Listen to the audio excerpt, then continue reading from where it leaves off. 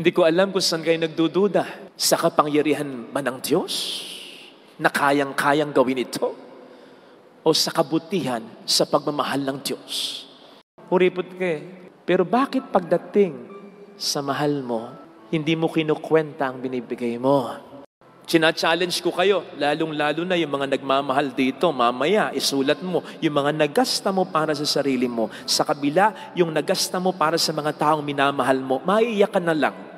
Kasi kung tinipid mo pala at sinarili mo pala, yung mga pinanggasta mo para sa mga minamahal mo, mayaman ka na. Maluwag na ang buhay mo. Hayahay na. Hirap nung nagbigay ka pero parang hindi nalasahan. Masakit yan kasi ang dami mong hindi naranasan. Diniprive mo ang sarili mo para ibigay yung bagay na yun pero hindi naranasan. Binaliwala lang. Wag naman nating iparamdam sa Panginoon yan. Effective sa araw na ito, ang nilalaman ng sulat na ito galing sa ating obispo, Bishop Dennis Villarojo. Mula ngayon, lahat tayong very much able na magsimba, kayang-kayang magsimba, malakas, walang sakit, pwedeng lumabas ng bahay, ay obligado ng magsimba. Hindi na pwedeng maging excuse ang pandemya. Alam ko namang yung iba sa inyo, kahit na pandemya, talagang gumagawa ng paraan para face-to-face ay makapagsimba pa rin. Kaya pasuyo na lang kung hindi ito para sa inyo. Pakisabi sa mga kakilala ninyo, sa mga kasama nyo sa bahay, na mula noon kahit walang pandemya, pahirapan na pag inaaya mong magsimba. Na nung magkaroon ng pandemya, nagka-excuse pa. Hanggang ngayon, sinasabi habang inaaya mo, Ma, may virus pa, sige ka. Pandemya pa. Pakisabi sa kanila, tapos na ang maliligayang araw nila.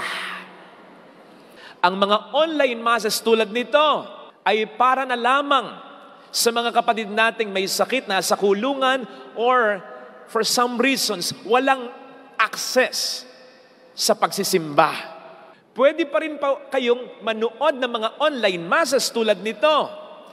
Pero, siguraduhin nyo lang po na ako lang ang papanoorin nyo. Joke. Siguraduhin nyo lang po na personal ay magsisimba pa rin kayo. You must realize this. Nung kasagsagan lalo ng pandemya, hindi tayo makapagsimba kahit gusto natin. Isipin po ninyo yung kapangyarihang nagawa ng online mass. Isipin mo yung sa cellphone ka lang nagsisimba, sa computer lang, pero iba yung dating sa'yo. May hunger sa'yo, may thirst sa'yo. Isipin po ninyo, nung panahon ng kasagsagan ng pandemya, lamang nating naranasan talaga ito. Ibig sabihin nun, pinuntahan talaga tayo sa bahay ng ating Panginoon. Dahil tayo'y mahal niya. Ngayong wala ng threat ang pandemya, sana tayo naman ang pumunta dito para personal na makasama siya. Hindi ko nga alam kung matutuwa ako o maiinis sa ibang nagsasabi kapag nakikita ako, katulad kahapon. May dalawang nagsabi ng ganito, Father, natutuwa naman kami. Dati sa cellphone ka lang naming nakikita. Ngayon personal na. Father, may itsura ka pala. O, diba? Ay, pero okay lang. At least, personal lang nagsimba. Kasi yun ang mahalaga. Bakit? Sapagkat una, yun ang sabi niya. Yun ang sabi ni Bossing. Nang itatag niya ang Eucharistia, ang sabi niya, kunin natin siya, tanggapin natin siya, kanin natin siya. Hindi niya sinabing, panoorin niyo ako, pagmasdan niyo na lang ako. Ang sabi niya, kanin natin siya. Kapag online, hindi talaga makukumpleto ang misa. Pwede ka bang kumatok sa screen pag communion na at sabing, mangungumunyon ako. Anong kasi sa dako? Kaya kailangan pumunta ka dito. Father, paano naman ako nakasigurado na si Kristo talaga sa misa ang tinatanggap ko? Pangalawang sagot na simpleng sagot din. Yun ang sabi niya. Nang dampuntin niya ang tinapay, ang sabi niya, ito katawan ko. Nang kunin niya ang kalis na may alak, ang sabi niya, ito dugo ko. Wala kang makikita sa Biblia na sinabi ng Panginoong Hesukristo, ito alak, ito tinapay, simbolo lang ito ng katawan at dugo ko. No! Ang sabi niya, ito ako. Patunay yung ebanghelyo ngayon kung mapapansin po ninyo, na iskandalo ang mga tao dahil sa mga pananalitang ito. Pero, did Jesus back down? Sinabi ba niya sa mga naiskandalo, teka, masyadong literal ang interpretasyon ninyo. Hindi ganyan ang ibig sabihin ko. Did Jesus say that? No! In fact, mas diniin pa niya, mas ginawa pa niyang mas literal talaga. Sa English version ito, ang sabi ng ating Panginoon, Amen, Amen, I say to you. In other words, kung ano yung interpretasyon yung literal, kung ano yung narinig yung sinabi ko, yun talaga ang ibig sabihin ko. Yung pagkaang ibibigay ko, talagang laman ko. Yung inuming ibibigay ko, talagang dugo ko. Sa ayaw nyo at sa maniwala kayo o hindi, dito. Now, naisip ko yung naisip ninyo. Pwede ang naisip niyo, Father, naniniwala naman ako pero ang nalalasahan ko, tinapay pa rin naman. Of course. Matanong ko po kayo, kung ang tatanggapin ba natin mamaya ay lasang katawan talaga ng tao, itsura ng laman ng tao, may dugo-dugo pa. Pipila ka? I-search mo nga, mamaya, wag ngayon. I-google mo. Eucharistic miracles. Tatambad sa iyo doon ang iba't ibang mga himala na mula noon hanggang ngayon ay hindi maipaliwanag ng siyensya na yung banal na osya ay naging itsura na laman talaga ng tao. Kaya kung gugustuhin ng Diyos, pwede naman eh. Ang tanong, kaya mo? Ready ka? Alam ng Panginoong baka mandiri tayo. Kaya't ang binabago niya ay hindi naman talaga yung lasa, yung itsura, kundi yung esensya. Ang essence yung katuturan, yung kalikasan. Ang essence ng tinapay ay yung pagiging tinapay niya. Ano man ang hugis niyan, ano man ang lasa niyan, tinapay yan. Ang essence ng alak ay yung pagiging alak niya. Ano man ang kulay niyan, alak yan. Yan ang binabago ng Panginoon sa consecration. Kapag sinabi ng pare, Ama naming banal, ikaw ang bukal ng tanang kabanal. Kaya't sa pamamagitan ng iyong banal na spiritu, gawin mong banal ang mga kaloob na ito upang para sa amin ay maging katawan at dugo ng iyong anak na aming Panginoong Hesukristo. Kapag nasabi ng pare yun sa kapangyarihan ng Espiritu Santo, naiiba yung essence ng tinapay at alak. In essence, ay nagiging katawan at dugo na ng ating Panginoong Hesukristo. At kaya ng Panginoon gawin ito. Easy lang para sa Kanya ito. Kung tayo ngang mga tao, nakagagawa tayo ng mga pambihirang bagay, eroplano, spaceship, submarine, mula sa mga raw materials na nandyan na. We don't produce something out of nothing. Ang Diyos pa kaya ang hindi makagawa ng isang milagro, ng isang kababalaghan, ng isang katangi-tanging bagay? Nandiyan na naman ang mga material, ang tinapay at alak na yan. Tandaan mo, nilikha ng Diyos ang sandaigdigan mula sa kawalan. Kaya yan, easy lang. Hindi ko alam kung saan kayo nagdududa. Sa kapangyarihan ba ng Diyos na kayang-kayang gawin ito? O sa kabutihan sa pagmamahal ng Diyos? Sana makatulong ito. May ko-confess ako sa inyo. Alam nyo naman, at yan ay talagay ipinagmamalaki ko. Sa pagtutulong-tulong natin, 1 taon lang at 2-3 months na itayo ang simbahang ito. Pandemic pa. Pero mayroon akong isang detaling sasabihin sa inyo na nakatulong dito. More than a year ago, may tumawag, hindi ko kilala. Nagpakilala, hindi ko kakilala. Ang sabi niya, Father, ako ang unang magpapagawa ng simbahan. Basta kung ano yung matatapos ng pondo ko para dyan, ituloy mo. Sa kanya yung mga materyales, initially sa kanya na yung labor initially siya magpapasweldo, may sarili siyang contractor. Basta sisimulan niya, itutuloy natin. Sa ngayon, tayo na po ang nagtutuloy. Matagal lang tayo ang nagtutuloy. Pero malaking bagay, yung pledge niya.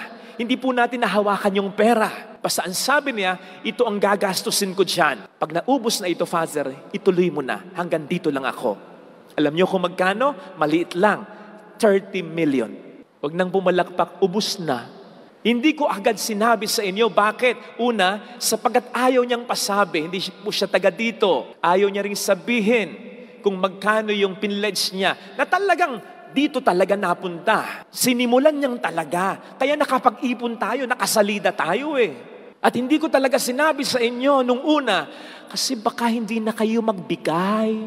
Humingi pa kayo ng balato. Para sabihin ko po sa inyo, yung 30 million ay wala pa sa kalahati ng naggasta na natin. At gumagasta pa tayo. Kaya talagang I still maintain, kayo talaga ang mas nagpapagawa nito. Kasi wala pa sa kalahati yung 13 million dito. Kaya nga, medyo malungkot ako ngayong araw na ito. Kasi tumingin kayo sa paligid ninyo. Kukunti tayo. Malamig ngayon, aircon.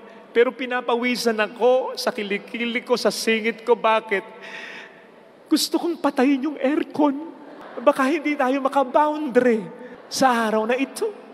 Umulan. Patay kang bata ka. Patay ang kolekta. Hindi, biro lang yon ha. Pero kaya ko sinasabi, ito, kayo talaga nagpapagawa. Hindi naman tayo nagsusolicit Hindi tayo nagraraffle. Wala. Kayo talaga yung pagpunta nyo dito, yung kasama natin sa online. Salamat po sa inyo. Kayo talaga. But 30 million is 30 million. Kaya malaki ang utang na loob natin sa tao ngayon. Alakpakan nga natin siya. Hindi ko alam kung nanonood siya.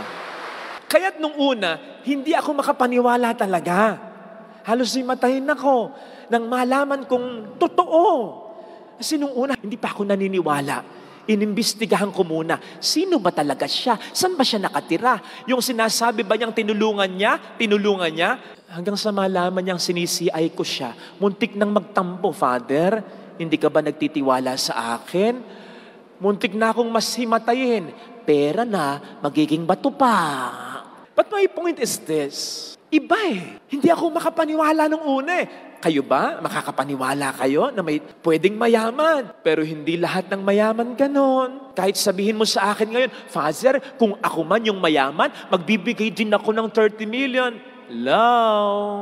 Ikaw nga ngayon, kayang-kaya mong magbigay sa kolekta mamaya, halimbawa ng 100, pero mamaya, mag-iisip pa yan. 20 na lang. Huwag ako. Ganyan tayo Umaandar minsan yung pagiging, alam nyo na, ang sinasabi ko po ay ito. Pwedeng ganyan tayo, pero wag mong iisipin na ang Diyos ay ganyan. Hindi ganyan ang ways and thoughts ng Panginoon. Higher than our thoughts, higher than our ways. Hindi kuripot ang Diyos. God is not like may ibibigay pero will hold back. Hindi ganun ang Diyos. And besides, tayo nga kahit kuripot, sa mahal mo, sa gusto mo, nagiging galante ka, hindi ba? Yung mga kabataan dyan, nahanip yung motor, ganda. Mga flarings na gano'n, tagal-lagang naka-buffing pa, araw-araw yan. Yung step nut, ginto. Yung hawakan, silver. Yung parang tinidor sa unahan, inverted pa. Yung talagang spring na gano'n kung anong may tatak pa, kay tinutuno ng upuan, pinapalitan, ganda, daming ginasta. Pero habang tinitingnan niya yung motor niya, kung makikita mo siya, gandang-ganda sa motor niyang ginastahan niya. Kung may x-ray vision ka lang, mapapansin mo yung brief niya butas. Bacon, lost thread. Bakit? Hindi makabili ng brief, tinitipid ang sarili. Pero pagdating sa motor, bili. Ganyan tayo Ako man nung ako'y makapag-abroad, napunta ako niya ng New York, may nag-treat sa akin, People's Insurance, General Insurance. Kasama ko yung nanay ko, Nanay Feli. Binigyan ako ng pocket money, 150,000. Alam niyo ginawa ko? Tinipid ko. Tuwing lunch, ang kinakain ko, isang pizza at isang demote o isang cooking can. $1 lang. Pareho na yan. Pero pag uwi ko, dami kong pasalubong para sa mga mahal ko. O di ba ikaw ganun din? Nakikita mong nagpo-post sa FB yung mga kaibigan mo, nandun sa lugar na gusto mong puntahan, ba't di mo mapuntahan? Mas may pera ka sa mga yan. Gusto mong kumain sa isang sikat na resto, ba't di ka kumain? Gusto mong bilhin yung gusto mo, kursunada mo, ba't di mo bilhin? Kuripot ka. Kahit nga mapuntahan mo yung lugar na gusto mong puntahan, walaan ko, inintay mo yung piso fare, pinakamurang pamasahe, kumain ka nga dun sa restaurant na gusto mo, habang tinitingnan mo yung menu, hindi ka lang nagpapahalata. Sinisipat mo yung pinakamurang presyo. Alukin ka ng inumin, service water na lang. Hindi dahil sa inong gusto mo, kundi dahil kuripot ka. Nakabili ka nga ng gusto mo. Sigurado ko, ilang beses mong inisip yan kung talagang bibilin mo. Kuripot ka. Pero bakit pagdating sa mahal mo, hindi mo kinukwenta ang binibigay mo? Kulang na lang, pati bankbook mo, ibigay mo. Kahit nga hindi mo kaya, kinakaya mo. Nangungutang ka pa nga kung minsan para sa mahal mo. China-challenge ko kayo, lalong-lalo na yung mga nagmamahal dito, mamaya, isulat mo, yung mga nagasta mo para sa sarili mo. Sa kabila, yung nagasta mo para sa mga taong minamahal mo, maiiyak ka na lang. Kasi kung tinipid mo pala at sinarili mo pala, yung mga pinanggasta mo para sa mga minamahal mo, mayaman ka na. Maluwag na ang buhay mo. Hayahay na. Hindi mamahal ka. Meron nga po akong kakilala dati, namatay sa cancer, pero I think pwede pa siyang isalba kung nagpakimo siya. Bata pa Pero bakit hindi nagpakimo? Alam niyo dahilan? Hindi ko uubusin sa cancer ang pera ko sapagkat yung perang naipon ko para na sa mga anak ko. Ayokong bawasan ko. Sipin ninyo yun.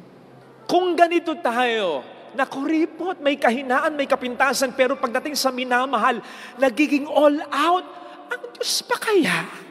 Sige nga. Pagdududahan mo, ang pagmamahal niya sa'yo.